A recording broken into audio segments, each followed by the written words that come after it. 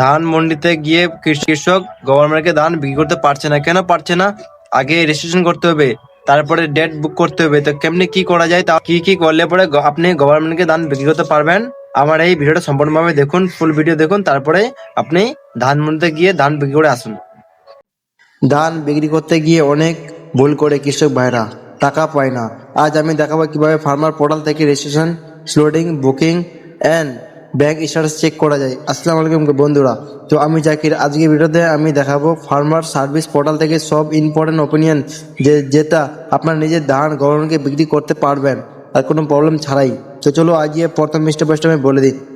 Farmer self registration. প্রথমত থাকছে farmer self registration.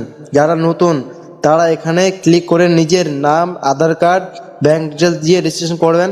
তারপরে ফার্মার সেলফ স্লোডিং মানে ধানের ডেট বুক করা। রেজিস্ট্রেশন হয়ে গেলে আসবেন ফার্মার সেলফ স্লোডিংয়ে। এখানে আপনি ধান বিক্রি করার জন্য একটা ডেট নির্ধারিত বুক করবেন, যেই ডেটে আপনি ধানটা দিতে পারবেন। ঠিক আছে, ডেট বুক ছাড়া কিন্তু আপনার ধান ওখানে নেবে না, আপনাকে ওখানে ডেট বুক করে ওখানে যেতে হবে।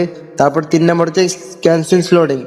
যদি আপনি ডেটটা বুক করলেন, তারপরে আপনি ওই ডেটে আপনি যেতে পারবেন না, ঠিক আছে, তো ওই ডেটটা ওখানে ক্যান্সেলও করা যায়। তারপরের দিন ডেটটা বুক করে তারপরের দিন দেওয়া যায়।